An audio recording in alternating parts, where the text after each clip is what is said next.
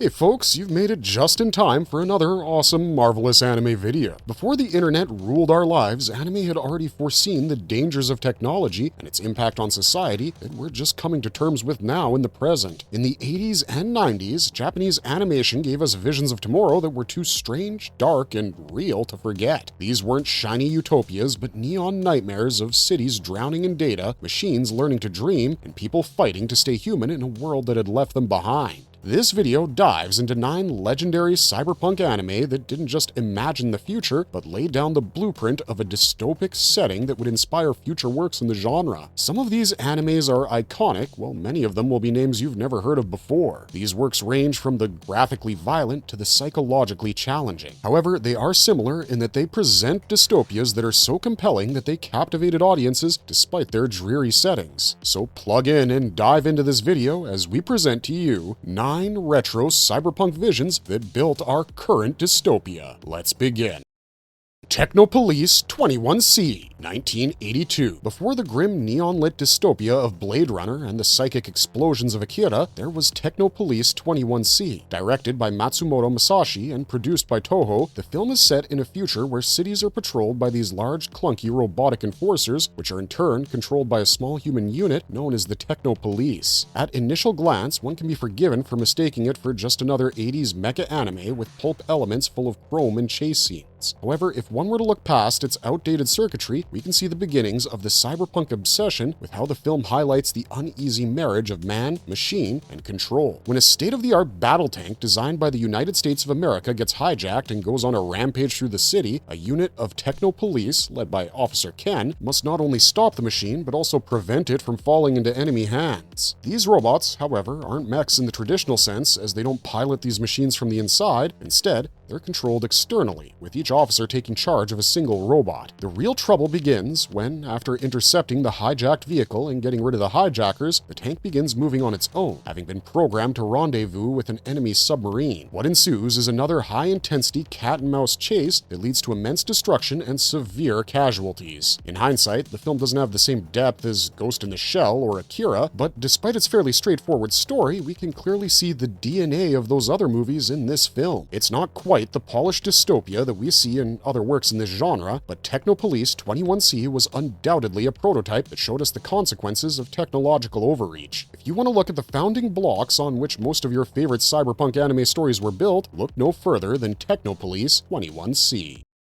Psycho Diver, Soul Siren. Based on the novel by Baku Yume Makura, Psycho Driver is an OVA that trades the traditional neon skylines and mech suits found in traditional cyberpunk animes with technology that allows one to enter the dark corners of the consciousness itself. Its premise is simple yet terrifying. In the near future, specialists can enter a person's mind using neural link technology to repair damaged minds. These individuals are aptly named Psycho Divers. The story follows a skilled psycho diver by the name of Yu, who's enlisted to delve into the mind of a famous pop idol called Aya, who has mysteriously fallen into a coma. As Yu dives into her subconscious, he discovers that Aya's mind is trapped in a labyrinthine, surreal dreamscape filled with her fears, desires, and repressed memories. Yu realizes that in order to restore Aya to the world of the waking, he must carefully navigate this treacherous psychic space with extreme care. What starts off as a sci-fi story quickly evolves into a narrative that borders on psychological horror, exploring themes of identity, autonomy, and the ethical consequences of technology that can so easily tinker with the human mind. Yu soon realizes that Aya's malaise goes beyond things of her own creation, as a malignant, sentient parasite has taken root in her mind, feeding on her consciousness. The boundary between healer and intruder begins to unravel as Yu is forced to confront both this entity and Aya's fractured psyche. In the end, Psycho Diver, Soul Siren, leaves in ambiguous uncertainty as Aya's fate is never fully explored, while Yu oscillates between savior and invader. It paints a chilling dystopia where a human soul can be interfaced with technology, allowing it to be invaded, edited, corrupted, and lost. This anime will take you to places few anime will ever have you exploring, and it's an easy recommend from us.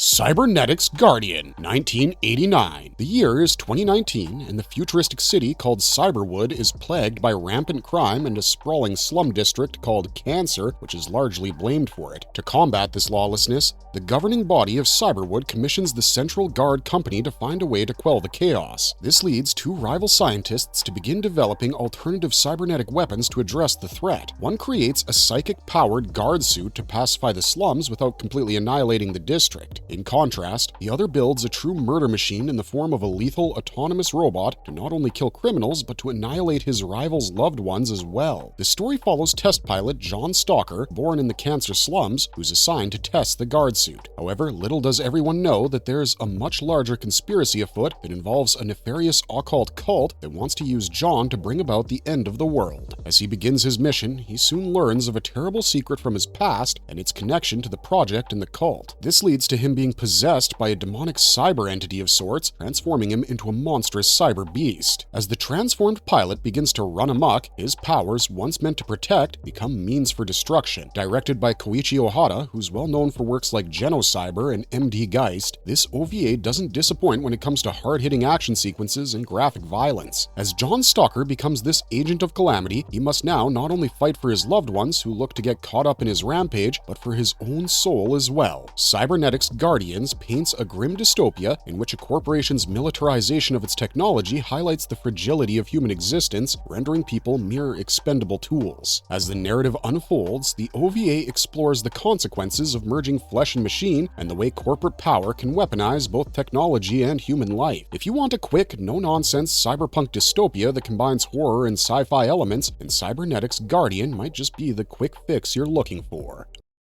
Akira, 1988. Akira is an anime that requires no introduction. It takes place in the futuristic dystopian world of Neo-Tokyo and follows the story of two friends, Shotaro Kaneda and Tetsuo Shima. Tokyo was destroyed in 1998 by an Esper named Akira, triggering World War III. Neo-Tokyo, the city built upon its ruins, is rife with criminal gangs and violence governed by a corrupt government. Amidst this chaos, Shotaro and Tetsuo are two friends who are part of a biker gang called the Capsules, locked in constant conflict with their rivals, clowns. During one of these fights, they get caught up in an accident involving an Esper on the run after escaping from the government with the help of a resistance group. Tetsuo is injured as he crashes into the escapee and finds him and his gang captured by Shikishima of the Japan Self-Defense Force. Tetsuo is then taken to a secret government hospital where they discover that he has the same powers as Akira. He soon learns that, by fearing his powers, the government intends to repeat the tragedy triggered by Akira. Therefore, he decides to escape. While he makes his escape, Tetsuo goes on a rampage, killing everyone as he must come to terms with his newfound abilities even as he struggles to control them. With the lines of morality blurred, Kaneda must put his life and friendship on the line to stop his best friend and prevent history from repeating itself. Akira is a seminal work of art that set many industry standards, some of which are still unmatched to this day. It was funded by an alliance of several major entertainment companies such as Kodansha, Bandai, and Toho, among others. The animation was created from over 160,000 cells. It was photographed on 65mm film, and several other innovative techniques were used to turn it into a visual masterpiece that's still admired today. It's maybe the most influential work in the Japanese cyberpunk genre and is considered an icon in revolutionizing the use of adult themes and mature content in anime.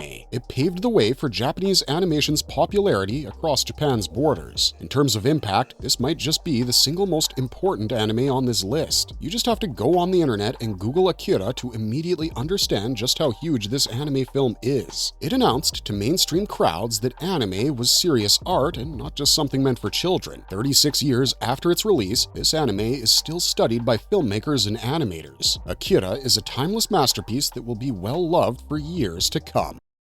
Metropolis, 2001. Metropolis is one of the most underrated cyberpunk dystopias to come out in the early 2000s, with acclaimed director Rentaro of Astro Boy fame and the creator of Akira, Katsuhiro Otomo, providing the screenplay. Set in a sprawling, multi-layered city aptly called the Metropolis, this film explores subjects such as class divide, artificial consciousness, and the risks of technology mixing with theology. Metropolis is a city divided not just by wealth, but also by species. It's a plutocratic city governed by its wealthy and influential citizens who employ advanced robots to assist them. Standing atop this hierarchy is the richest, and hence the most powerful man in the city, Duke Red. The story starts with the Duke celebrating the construction of a massive ziggurat that houses a super weapon meant to symbolize human dominance. However, in secret, Duke Red hires the wanted mad scientist, Dr. Lawton, to build a highly advanced android in the image of his deceased daughter, Tima. He intends for her to interface with the ziggurat's weapon system to become its central control unit. The Duke plans to use this not only to establish absolute control over Metropolis, but also to dominate the rest of the world. Meanwhile, his fanatically loyal adopted son Rock, who is obsessed with hunting down rogue androids, finds out about Tima. This leads him to begin pursuing her to put her down, spurred by his hatred of androids and his jealousy towards her for their father's affection. His attacks lead Tima and her companion, Kenichi Shikishima, to plunge into the dark underbelly of Metropolis, where they encounter rebellious robots, corrupt officials, and revolutionaries who hate robots even more than Rock. As the story progresses, a much larger and more complex scheme begins to unfold that goes beyond just the control of Metropolis. As Tima begins to realize her true nature, her fight to grasp the meaning of her existence threatens to not only disrupt the failing social order of Metropolis, but also to completely annihilate the city in its wake. In this way, her existential crisis becomes a threat to the existence of everyone, whether they be friends or foes. The film culminates in a haunting climax that will echo in your mind long after the credits roll. Though less commercially explosive than Akira or Ghost in the Shell, Metropolis stands as a bridge between eras, a requiem for 20th century industrial dreams on the cusp of the digital age. If you want an anime that features a futuristic dystopia that evokes the issues that plague us today in our own society, then Metropolis will definitely resonate with you.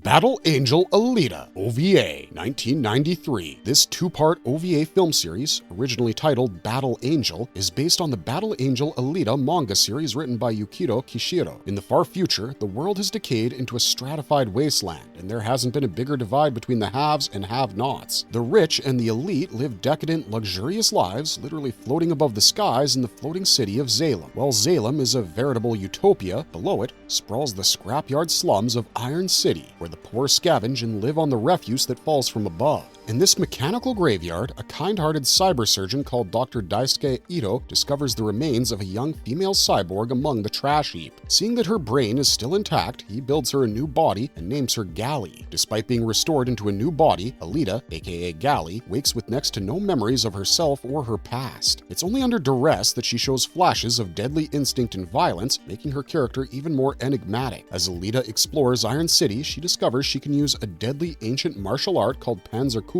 designed for cyborg warfare. Torn between her new life and her clearly violent past, she struggles to find her purpose in a world where life is cheap and violence is a currency. She soon learns that Ito is no ordinary doctor, as he moonlights as a hunter-warrior who's essentially a bounty hunter in this world. When Alita learns of this, she insists on joining him, hoping to become independent while coming to terms with her martial skills. This leads her through a series of confrontations where she meets new friends and foes. On this journey, she meets a young streetwise scavenger named Hugo, who dreams of one day escaping the squalor of Irontown and reaching Salem. This dream requires him to sell stolen cyborg parts to corrupt brokers, which lands him and Alita in hot water. Their doomed love becomes the OVA's emotional core. Not to spoil too much, but the ending is tragic and cathartic at the same time. The series also spawned a live-action film, Alita Battle Angel, that was produced by James Cameron in 2019. If you were a fan of that film, you'll surely enjoy the original animated adaptation of the manga. Battle Angel paints a cyberpunk dystopia where the neon cityscapes are forever out of reach, just like a beautiful dream. The denizens of the poverty-stricken Iron City are like moths drawn to the flame of Salem, and anytime they even get close to it, they're burned alive by its flames. If you want a cyberpunk dystopia that will entertain you with its high-octane action while compelling you to contemplate larger psychological questions, then Battle Angel will surely scratch that itch.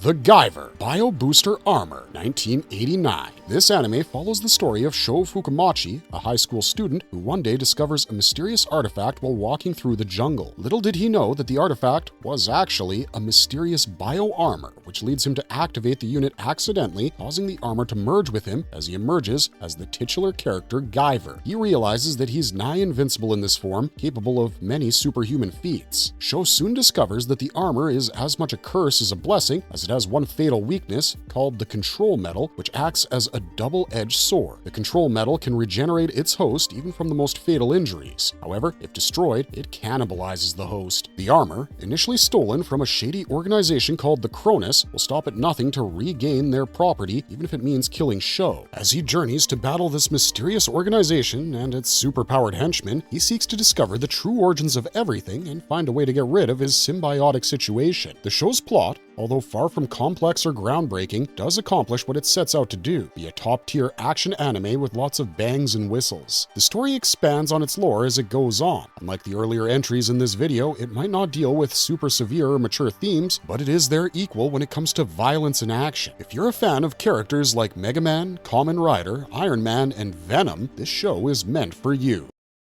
Ergo Proxy, 2006. Ergo Proxy is a 23-episode-long psychological thriller anime produced by Manglobe and directed by Shuko Murase. The story is set in the distant future, where Earth has been reduced to ruins and most of humanity survives in domed cities that are scattered across the globe. Ergo Proxy begins in one such city, called Romdo, where a highly sterile, controlled society comprised of humans and androids called Autoraves has coexisted in relative harmony for most of their existence. The human population uses these androids for a variety of purposes, ranging from providing labor to providing companionship. Depending on what these androids are used for, they're divided into two categories. Those that resemble humans are called companions, while the more robotic and industrial-looking ones are called the entourage. When we called the society that exists in Romdo sterile, we weren't talking about how clean it was. In fact, we meant it literally, as in humanity no longer procreates naturally. Every single birth that takes place is conceived in an artificial birthing womb and is only done so to fulfill a purpose for the greater good of society.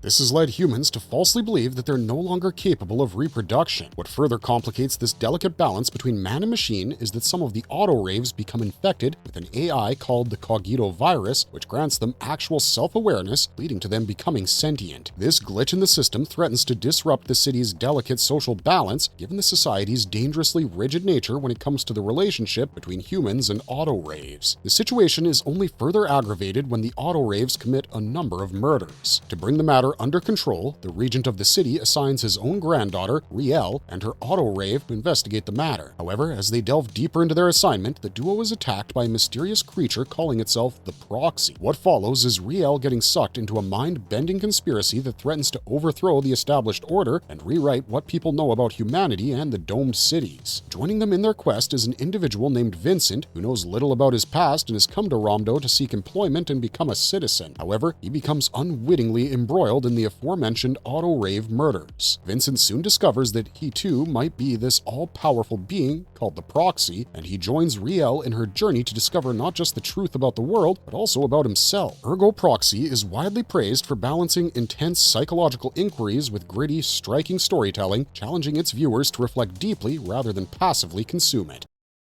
Dallos, 1983. Written and directed by arguably one of the greatest creators of all time, Mamoru Oshii, comes an anime that is largely credited with being the very first original video animation, and its name is Dallos. The story is set in a world where humanity has completely drained the Earth's resources. To support the burgeoning human population, mankind has begun colonizing the moon to exploit its resources. Unfortunately, moon colonizers have been subject to years of abuse and exploitation by the Earth federal government. By the time the story starts, things are at a boiling point between the two groups. The lunar settlers have begun to identify themselves as a new people, different from Earthlings, calling themselves Moonrunners. As rebellions brew on the horizon, the Moonrunners begin committing acts of terrorism against the Earthlings to assert their freedom from oppression. At the center of the story is a disillusioned youth called Shun Nonomura, a young worker caught between two worlds. As the colonial resistance grows more desperate, the Moonrunners turn their faith toward a mysterious ancient structure buried beneath the lunar surface, which they call Dallos. The monolithic entity predates the lunar colony itself, a vast, inscrutable construct that emits strange energy readings. To the oppressed miners, Dallos becomes a symbol of liberation, a mechanical god that might one day free them from Earth's control. Meanwhile, the Earth Federation sends reinforcements led by the cold, efficient Colonel Melzi, determined to crush the uprising before it spreads. Shun and Dog's guerrilla actions become more extreme, and the moon itself trembles as Dallos begins to react to the conflict. It's unclear whether the artifact is sentient, divine, or simply responding to human energy and violence, but its awakening marks a turning point. When Dallos finally activates, unleashing massive energy bursts that tear through lunar installations, both rebels and government forces are caught in the chaos. The event blurs the line between miracle and catastrophe. Dallos seems to acknowledge the Moonrunner's suffering, but its response is apocalyptic.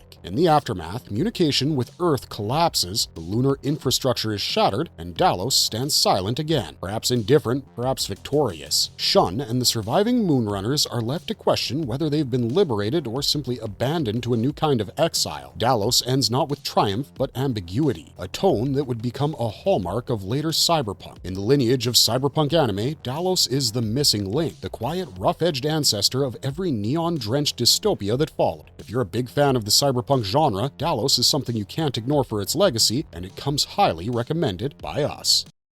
Marvelous verdict! The animes we presented to you today laid the blueprint for every neon-lit dystopia that would come after. From their style, sound, and mood, the influence of these animes can be distinctly felt in later works in the genre. Before cyberpunk was a mainstream aesthetic, these creators were hand-drawing their worlds frame by frame, mixing gritty street culture with high-tech dreams and a touch of pure rebellion. What makes them special isn't just the tech, it's the craft. Most of these were pre-digital productions created with analog paint, layered cells, and old-school effects that give every light and shadow a texture you could feel. Even today, no CGI or AI-generated art quite captures the balance of grime and beauty that defined these retro anime. These shows proved that anime could tell mature, complex stories about survival, technology, and freedom without losing their sense of style or emotion. They transformed the OVA boom of the 80s and 90s into a creative revolution that changed sci-fi forever. Unfortunately, our time together draws to an end. Thanks for sticking with us right to the end of this video.